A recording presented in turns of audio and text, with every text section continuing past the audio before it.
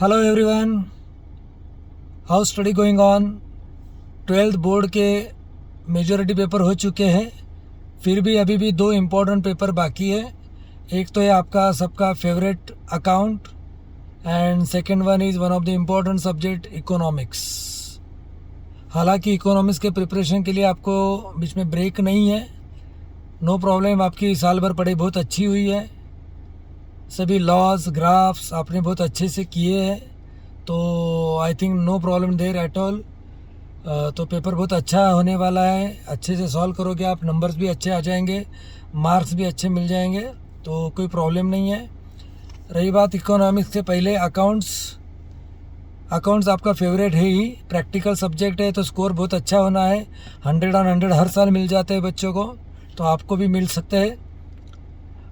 Final account, NPO, partnership, bill of exchange, ratio analysis and issue of shares, ये कुछ 5-6 topic आपको अच्छे से करने हैं। आप कहोगे सर पूरा सिलेबस हो चुका, ऑफ कोर्स पूरा सिलेबस ही करना है, no shortcut at all.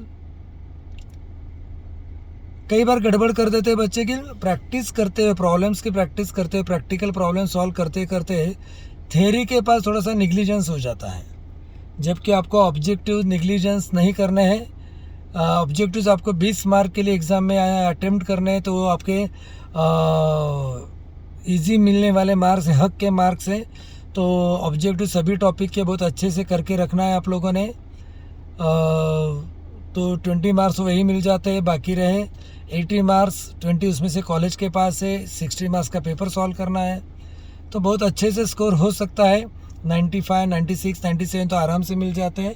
100 on 100 के लिए थोड़ा सा प्रिकॉशनरी रहना पड़ेगा कि कोई ऑब्जेक्टिव छूट ना जाए, कोई गलती ना हो जाए, कोई एडजस्टमेंट मिस ना हो जाए, तो ये ठीक से आप लोगों को ध्यान दे के करना है।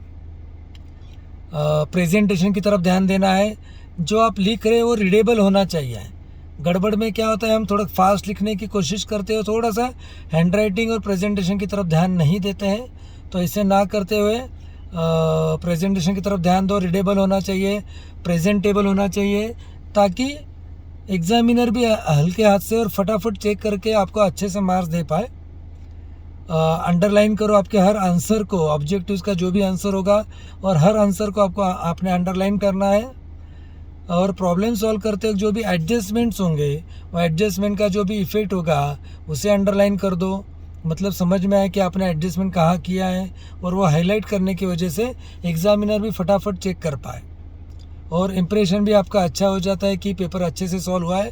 तो ये करना है, और जितना हो सके उतना आमने सामने वाले पेज पे आपने पेपर सॉल्व करना है। तो वो हिसाब से आपने देखना है कि पेपर आपका गड़बड़ ना हो, पूरा अटेम्प्ट हो जाए। एक्चुअली ड्राइव कर रहा हूँ तो कोई मिल गया, सामने से हाथ दे रहा था, इसलिए थोड़ा सा डिस्टर्बेंस हो गया, तो कोई दिक्कत नहीं, साइड में गाड़ी रोक के आपसे बात कर रहा हूँ ताकि ये छोटी छोटी बातें मिस ना हो जाए।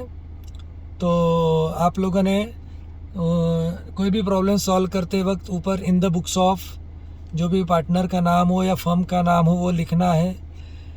ठीक से पढ़ो, नीचे लास्ट लाइन क्या है, प्रिपेयर जर्नल है या लेजर है। गड़बड़ हो जाती है बच्चों के हाथों से कि प्रॉब्लम इजी लगने लगता है और फटाफट हम लेजर ड्रॉ करके सॉल्व कर देते हैं, और इनमें पता चलता है कि अरे यहाँ पे तो जर्नल पूछा था। तो लेजर है या जर्नल, वो ठीक से देखना है, ठीक से सॉल्व करना है। हर लेजर को बैलेंस शीट छोड़ के हर लेजर को आपको अपने डेबिट क्रेडिट लिखना है, ऊपर इन द बुक्स ऑफ का हेडिंग देना है। उसके बाद रेशियो प्रॉब्लम में क्या दिया है वो ठीक से देख लो।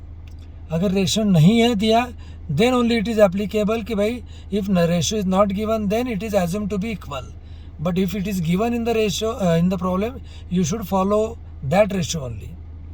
तो ये हर छोटी छोटी बातें अगर आप ध्यान रख के करते हो तो आपके मार्क्स कट नहीं होंगे, वो पूरे मार्क्स मिलने के चांसेस बढ़ जाते हैं।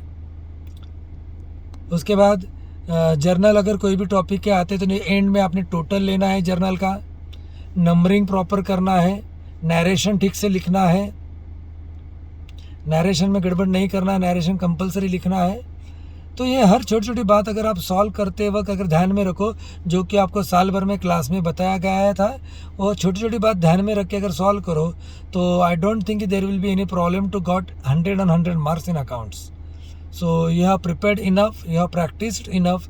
So without any worry, without any tension, go and face the paper. You are going to rock in the paper. So all the very best for the upcoming 2 papers, and do well, get well, all the very best, best of luck. और उसके बाद कुछ भी doubts हो in between 2 दिन में तो आप मुझे कांटेक्ट कर सकते हो, या अपने टीचर लोगों से बात कर सकते हो, अपने टीचर से कांटेक्ट करके अपने प्रॉब्लम डाउट सॉल्व कर लीजिए, ताकि पेपर सॉल्व करते वक्त कोई दिक्कत ना आए। ओके, और आगे 12th के बाद करियर ठीक से चूज़ करो, एक ब्राइट करियर आपका होना ज़रूरी है। तो all the very best, so keep practicing, best luck, best wishes, bye bye, take care.